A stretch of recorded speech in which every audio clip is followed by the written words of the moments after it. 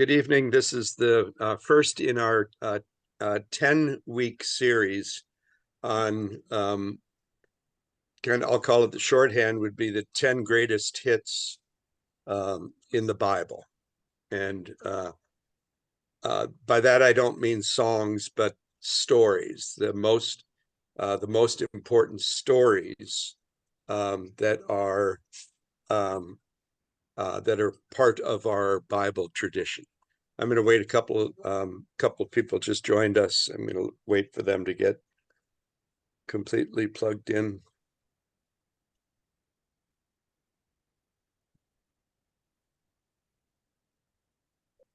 Welcome, Mike. How you doing? Terry, you're on, but you're muted. I'm back, Dan. There you go.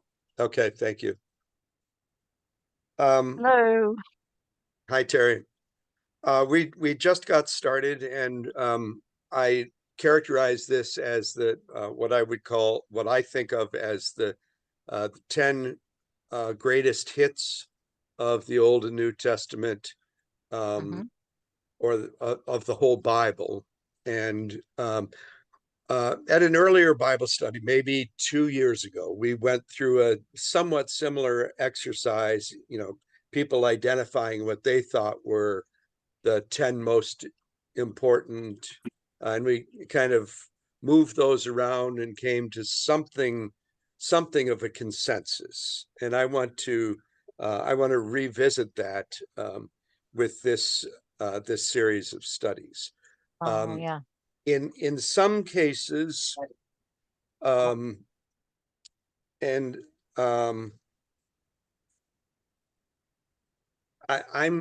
I'm thinking of stories not in this case.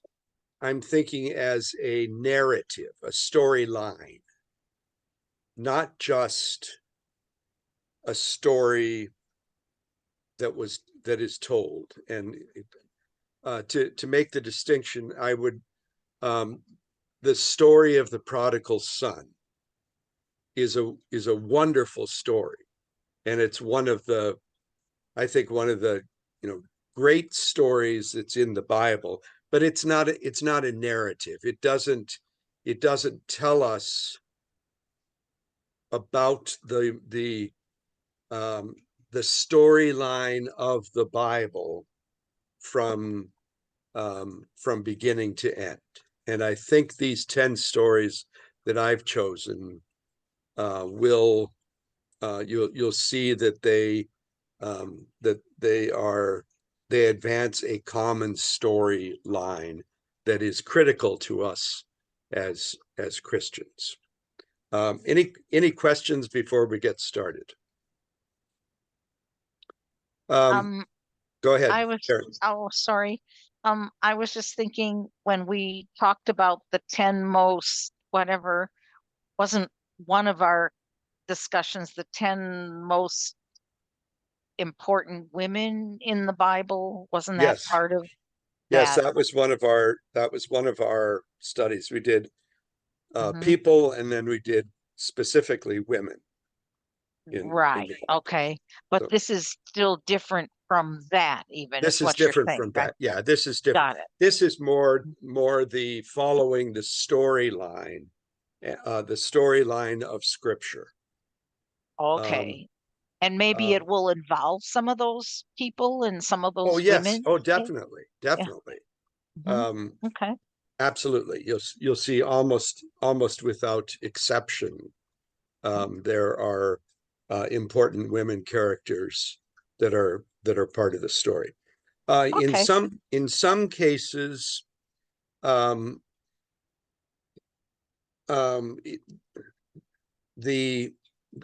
story or the narrative that I'm going to point to is a whole chapter of a gospel.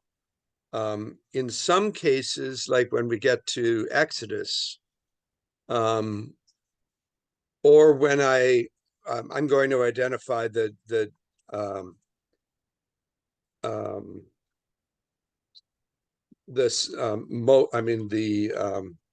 Abraham and Sarah, the call of Abraham and Sarah, as one of these highlights, but I'm also then going to kind of tease out over time why it's now considered one of the foundational stories in the story of Scripture. Just to this choice that I'm going to present is not a beginning to end. This follows this, follows this, follows this. It's picking and choosing from various places in the Old and the New Testament that have key stories for our understanding of Christianity. And for example, my choice of the number one most important story within Scripture is what do you guess? I mean, resurrection. Yeah. Without the resurrection of Jesus, there is no Christianity. There's just no. There may be some kind of cult around a guru, a great teacher, but there's no development of a religion that is the religion that we confess to this day. And we're going to a little bit later this evening, we're going to go into the 4 gospel versions of the resurrection of Jesus. But just, I want to put this in context. The number in my list, the number 2 most important story in the whole story of the Bible is the crucifixion of Jesus. And you'd think maybe over the course of thousands of years, they would, these things would have been farther apart, but they really are, for us, the heart of our religion. There's a beginning. There's definitely a story behind Jesus's ministry. And then there is a long story. It's only the first few decades that the Bible writers catch this, but the long story of those of us who have, for one reason or another, believed this statement that Christ is Lord and that he was raised from the dead. That's that's the storyline from the resurrection on. The crucifixion is almost equally important because of its place before the resurrection. Because of its the powerful notion that God himself is being subjected to death. And that's all 4 evangelists. They say it differently, but in all 4, by the time Jesus dies, we understand that he was God, and we've just witnessed the killing of God. But God is not killed. Jesus is killed. God raises Jesus from the dead.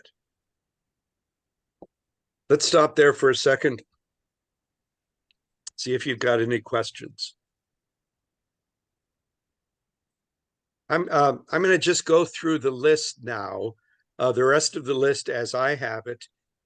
This is this is not some kind of this is the way it is. This is my opinion. Having studied these stories for many years. I would suggest that the third most important story in Scripture is what we call the incarnation, or the enfleshment. Incarna is enfleshed. The incarnation of God in Jesus.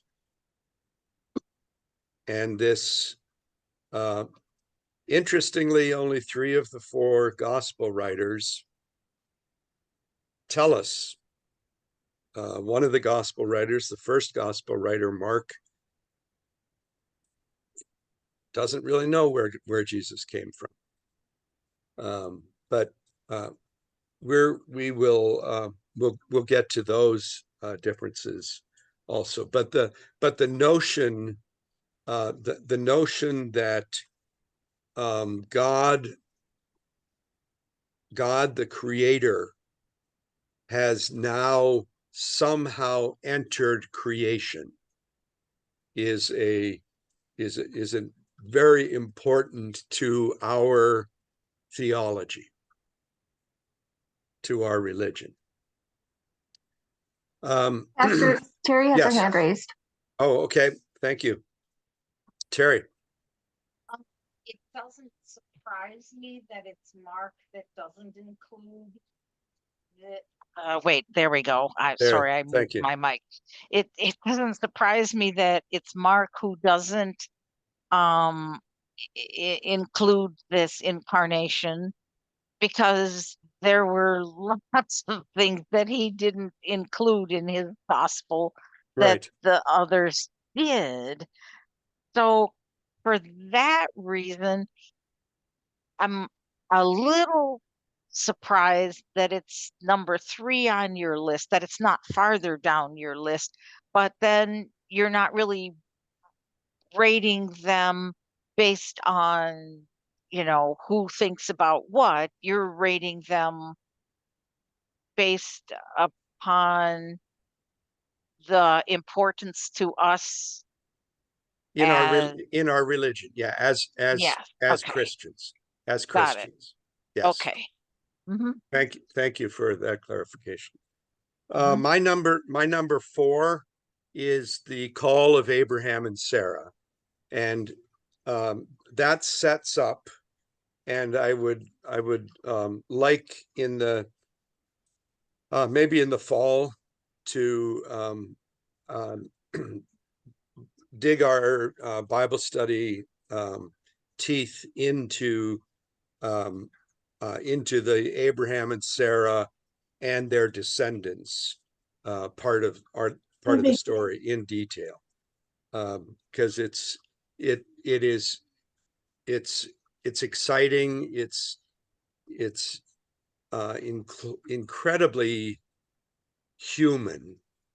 I mean, the characters could have been written by a 20th century dramatist, and yet we're talking about documents that go back 3,000 years and stories that go back many years before that, before they were ever written down. But the call of Abraham and Sarah is really the beginning of the story of God and God's redemption of a fallen universe. I think it's sometimes helpful to think of Abraham and Sarah show up in Genesis, I think 13, and I think it's helpful to think of everything that's in the book of Genesis before them as being kind of prequels. And I'll say more about that when we study this in more depth. But I will propose at that time that we study starting with Abraham and Sarah, get the story and the context, and then go back and look at the prequels and see how the prequels set up the main story. Number 5 for me is the Exodus, and the whole. It's more than one story. It's really the story of Moses, and it again an incredibly interesting book, the book of Exodus. Details this exit of the slaves, the Hebrew slaves in Egypt, and gets them to the promised land. They are on the verge of going into the promised land when that book closes, when Moses dies and that book closes. But that's very, very important when we think of, and we've talked about this a million times, the threefold promise to Abraham and Sarah was that God would make of them a great people in a land of their own, and through them all the people of the world would be blessed. And here they are on the verge of going into Canaan, and they are a great nation. They're about to occupy the land that, ripped from today's newspaper headlines. We're talking about whether or not the Israelites were going to cross Gaza to get into the Holy Land itself, into Canaan. But that notion that this people has been given a land, and then the question remains, what about and through you all the people of the world will be blessed? We'll talk about that in more depth when we talk about the Exodus in several weeks. But just to put this out there, our Jewish cousins understand that the teachings that were handed down by God to Moses, that is what we call the Torah, the teaching, that is the gift that God has offered through the descendants of Sarah and Abraham for all people. Christians understand that Jesus is that gift, that Jesus, of course, comes, he's a Jew. He comes out of this story that is told in throughout the Old Testament. And we understand that he is the fulfillment of that third part of that promise to Abraham and Sarah. Let me stop there for a second and see if anybody has a question.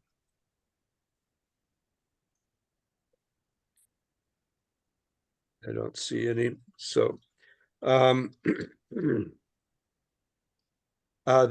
next, and this is again a set of stories. I should go back. The stories about Abraham and I'm sorry, about Moses and about the children of Israel during this this time of wandering, again, just so dramatic.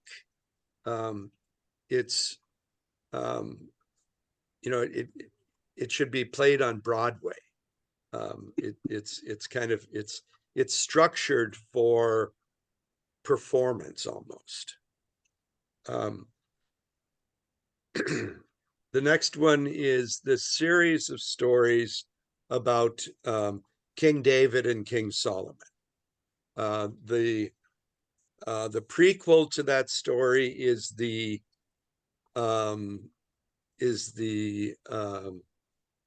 aborted kingship or reign of King Saul, who was God's first choice to be king over Israel. Interesting, again, there's wonderful drama in these stories of Saul and rising up and becoming successful, and then becoming paranoid and becoming afraid of being overthrown, and seeing David as a rival, and just this Shakespeare couldn't have done any better than these writers of antiquity, and the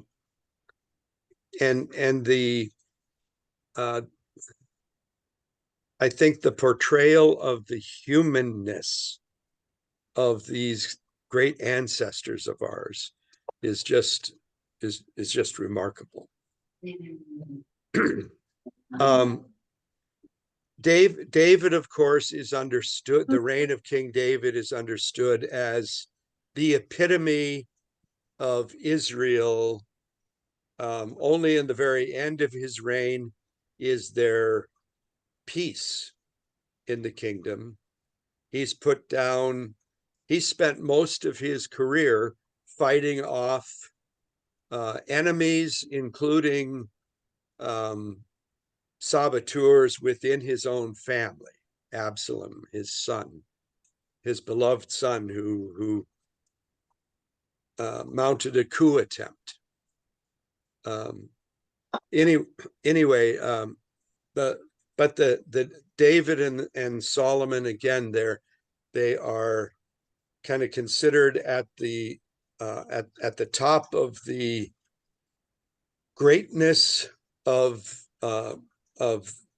Israel, its power. And in fact, that was when the kingdom, it was a unified kingdom, all 12 tribes, that the kingdom stretched its largest extent, and it had very active engagement with the empires around it. It happened that the three great empires that surround the Western Mediterranean, or the, where Canaan is, where Palestine and Israel are, there was always a bigger civilization up near Turkey, a little northwest of this area, a bigger civilization to the east in what we call Mesopotamia, Iraq or Iran, Syria, and down in Egypt. And this area of Judea was always just kind of in the way of one or the other of those great powers. Write it down, right back. Number 7. It just happened that during the reigns of David and Solomon, none of those three powers all three of them were in kind of decline. And so there was this vacuum that Israel filled. And King David, for a short time, was the biggest guy in the neighborhood. That didn't last long. By the time his son Solomon died, the kingdom fractured, and that's kind of the end of that golden age of the Davidic the throne of David. There again, the stories are so human. Of, this one of the greatest people in Israelite history is King David, and we learn about his adultery and his murder of his lover's husband. And yet that wife that he takes becomes the mother of Solomon. Kind of complicated.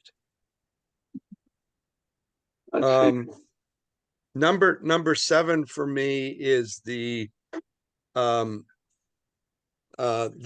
what's called the exile in Babylon, where the countries from the east, what today is Syria, Iraq, and Iran, in succession, they invaded the kingdom of Israel and Judah, which had separated into 2 different kingdoms, and they in 587 BC,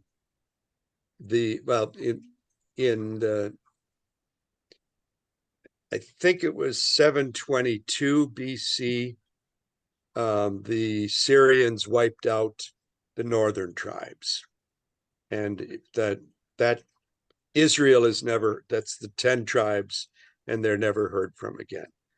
Only the 2 tribes called Judah and Benjamin remained in kind of the remnant of what was now called Judah or Judea. In 587, I have my directions wrong, but the Babylonians came in from Mesopotamia, from present-day Iraq, and they conquered the Israelites, who were now called the Jews. We've kind of moved from Hebrews to Israelites to Jews. It's all the same. It's all the same group of people. The Babylonians conquer the Jews and take their leadership basically take them hostage into Babylon, the capital city. And and this is both the royal family, the political elite, and the religious elite, the priests. And they're a generation or so that they live and die in Babylon, while what's left in the former Israel is just the very, very common, uneducated, I guess I would say laborers, but they were not able to, put together a government or something like that. They were just the kind of the leftovers. If you took the best people to Babylon, what you had left was others. Eventually, the Persians conquered the Babylonians, and the Persians made it their policy to reestablish Judah, the new name for this territory, reestablish Judah as a colony of a colony of the Persian Empire. And Cyrus the Great from Persia actually financed the the elite that had grown up or spent time in Babylon to return to Jerusalem, rebuild the city walls, even rebuild the temple to try to reestablish it as, in Cyrus's mind, it was just, I want an outpost there that I can dominate. That's a key place in the geography. And I want a colony there that I can occupy. So it was his policy to send the Jews back to Jerusalem, and they had a really, really hard time over a couple of centuries trying to rebuild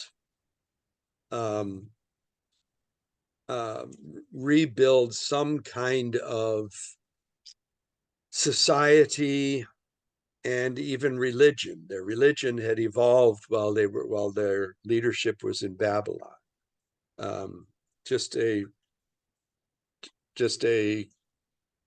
hint of that.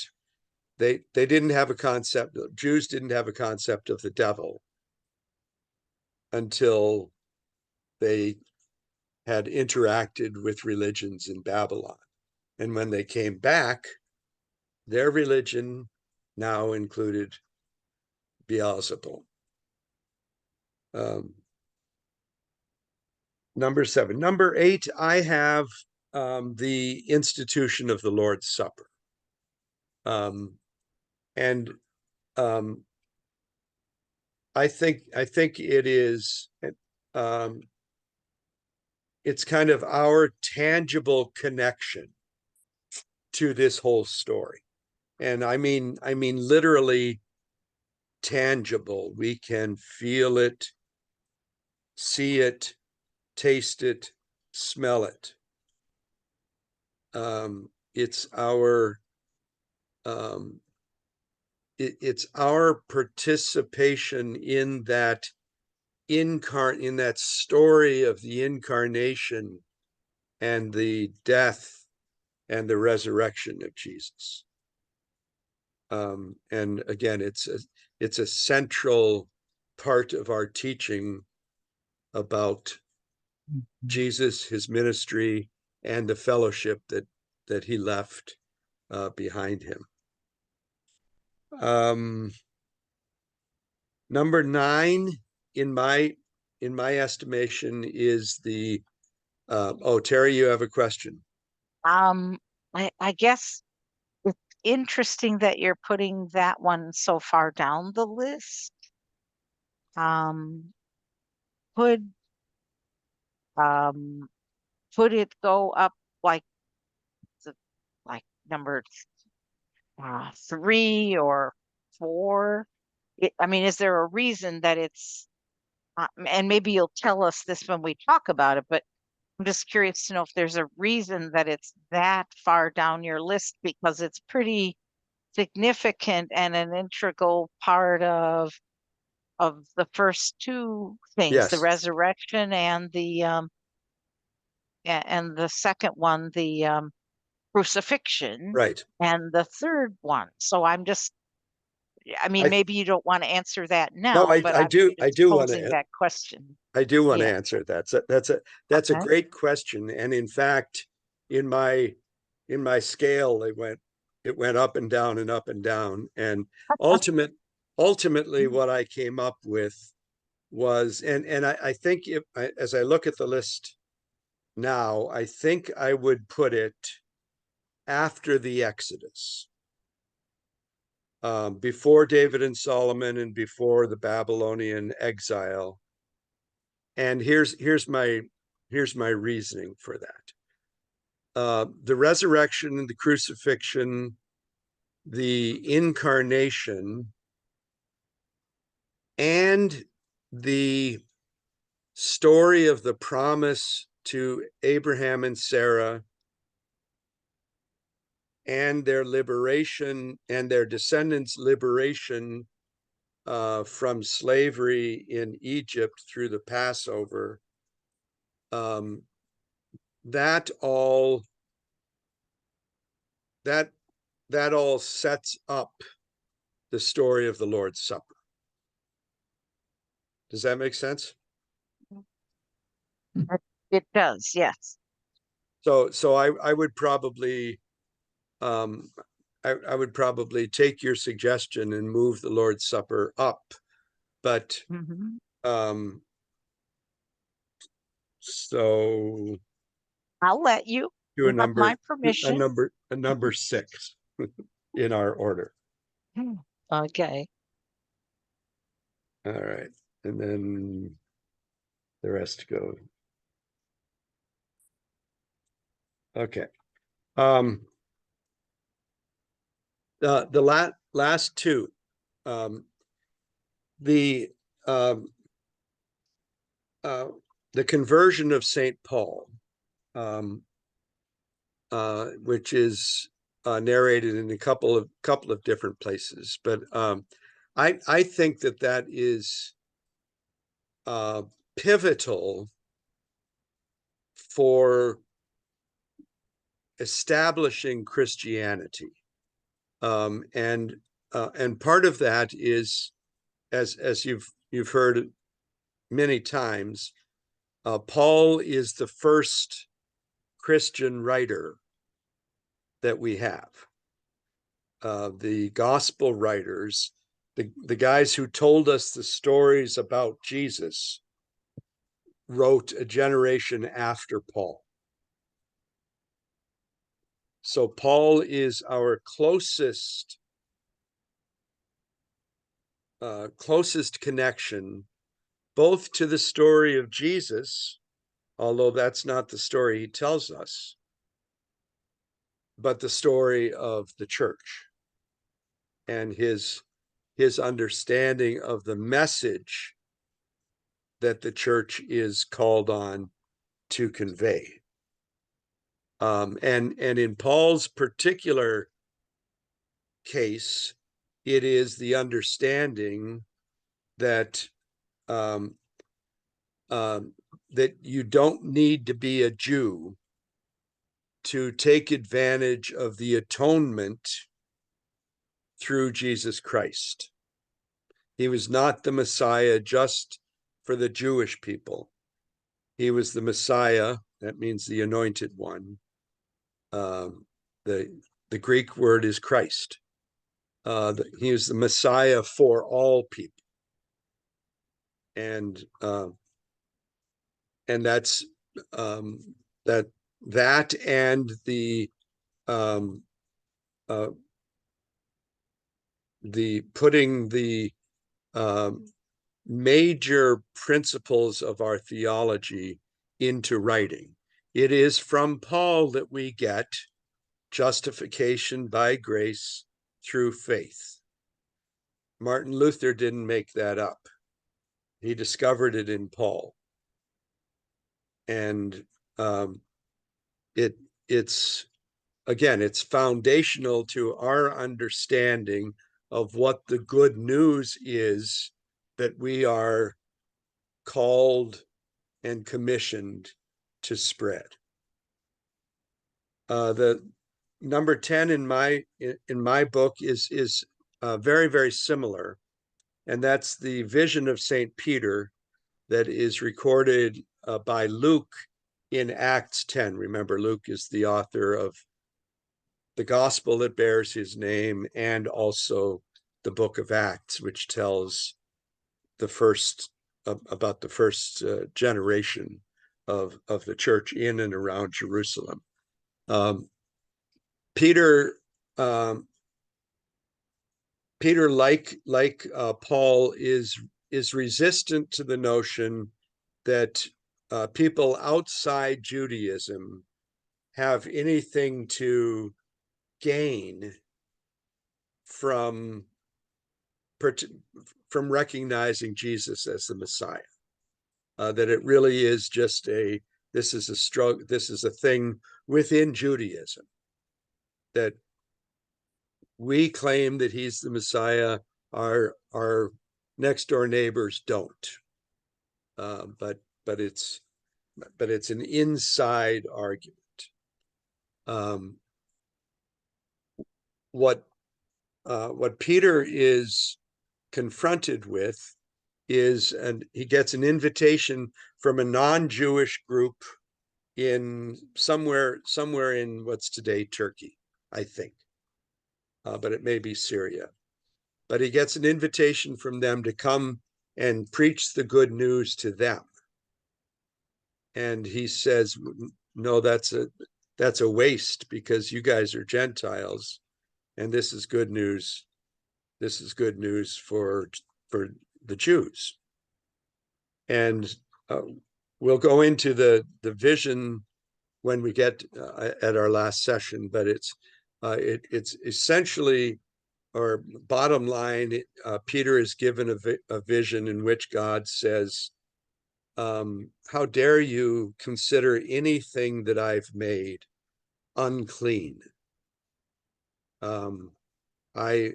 It kind of echoes the words from Genesis at the beginning of creation, where God saw all that was created, and behold, it was very good.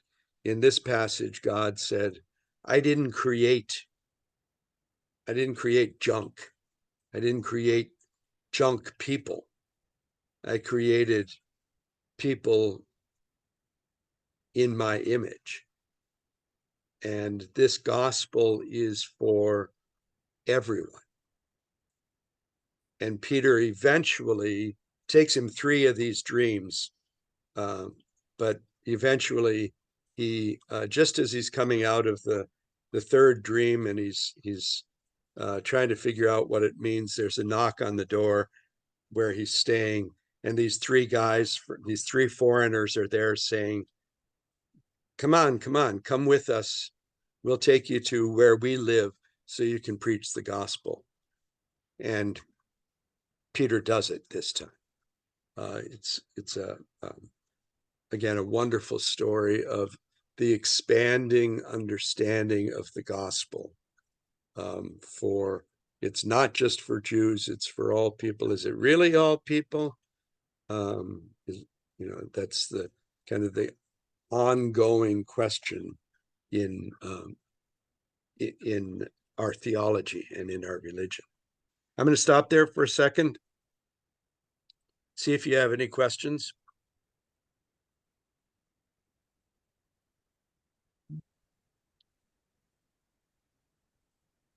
All right, we've got about 15 Pastor minutes. Terry Yeah. has her hand raised. Sorry, thank you. I'm sorry. No It occurs to problem. me as you're saying that when, and I don't know if you talk about this then, but when the disciple became the disciples, they probably didn't have maybe, well, 12 of them who became 11 didn't really have a total understanding of what it meant for them to become the disciples, and maybe Peter was one of the most clueless when it came to that sort of thing. And this, these dreams that he had, these visions, is yet another example of that. Uh, Is that, does that make sense? Am He's resistant. We've never done it that way before. And Mhm. And eventually God says, yeah, but you've always done it wrong. Right. That's what I was wondering about. Yes. Yeah. Mm-hmm. And you've always operated on a false assumption that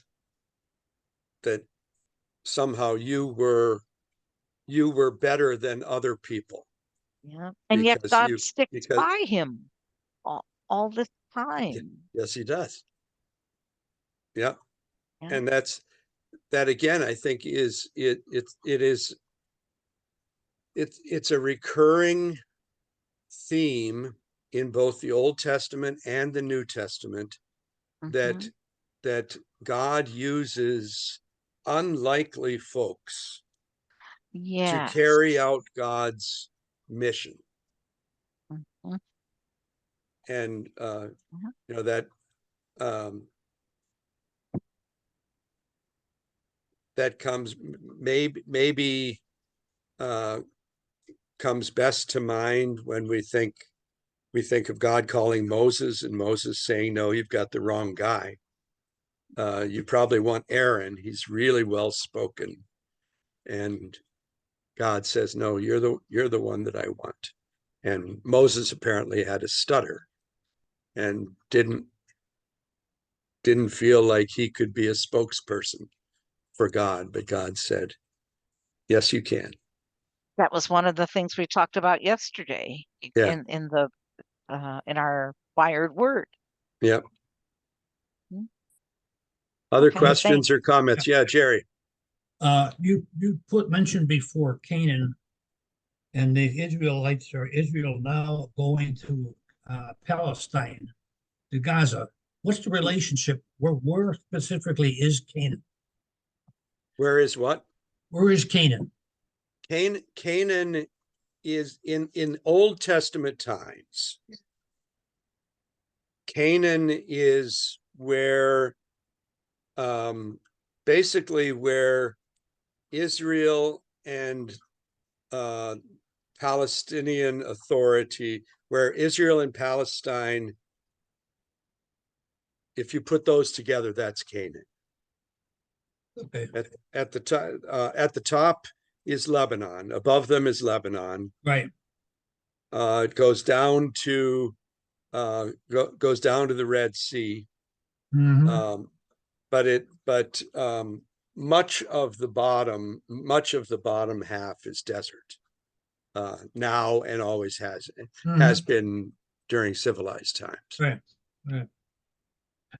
Would that be, let's say, in the west side? Where Hezbollah is now fighting Israel, and That's in Gaza, and okay. Gaza's a little tiny enclave that's between the country of Israel at the very bottom, between the country of Israel and Egypt, Mhm. and it's always been separated from other Palestinian, or not always, but for generations, separated, and just massive refugee camps in Gaza. Okay. And the Israelis were in the process, maybe 20 years ago or so, of sending settlers into Gaza to do the same thing they've done in the West Bank, which is to try to just change the equation on the ground, Mhm. and have more Jews living in the West Bank than they have Palestinians. But when Gaza took over administration of the I'm sorry, when the terrorists, Hamas. Hamas, sorry, Right. when Hamas took over as the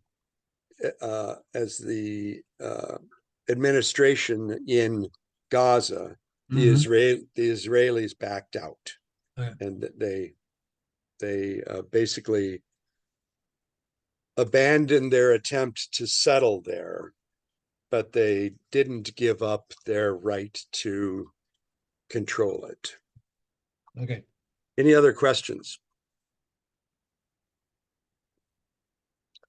I'm going to, in the interest of time, for next, I'm going to put the resurrection and the crucifixion together in one session for next week, and so I'd like to make a reading assignment. It's a couple of chapters for each, but we've got a week. So I think, and these stories are extremely familiar to you. You've heard them 100 times. But what I'd like you to do is, and I'm going to give these assignments in the order of, and ask you to read them in the order of Mark, Matthew, Luke, John. For Mark, it's Mark chapter 15 and chapter 16. 15 is the crucifixion, 16 is the resurrection. For Matthew, crucifixion is chapter 27, and the resurrection is chapter 28. For Luke, the crucifixion is chapter 23, and the resurrection is chapter 24. And for John, the crucifixion is chapter 19, and the resurrection is chapters 20 and 21. John has a fairly extended life with Jesus after the resurrection. He has a number of different vignettes that the other guys don't have. So we will next week we will be essentially merging the number 1 and number 2, but that makes sense for all of the reasons that we just talked about at the beginning. Resurrection, crucifixion without resurrection leads to despair, and resurrection without crucifixion is just magical or fairy dust or something like that. It's that the Son of God was crucified, died, and was buried, and God raised him. Any questions? I would invite you or encourage you to read the resurrection stories first. Read through the 4 of them that I gave you: Mark 16, Matthew 28, Luke 24, and John 20 and 21, so that you've got those kind of in your mind as you're reading each one, and then go to the crucifixion stories. I know the crucifixion happened before the resurrection, but I'd like to kind of isolate the 2 sets of stories in that way. Any questions? Would you have time to just to text me the Sure. things? Yeah, I'd be happy to. Okay. Any other questions? I won't be here next Wednesday, but I'll try to get the readings done anyway. Okay, good for you. You'll be able to watch the tape if you want, or the video if you want. Yeah. So great. Thanks, Our second everybody. week. Yep. Thank And you. Sunday, I'm the assisting minister, by the way, Okay, and Debbie Bodette is gonna help me out with whatever I need help with. sounds good.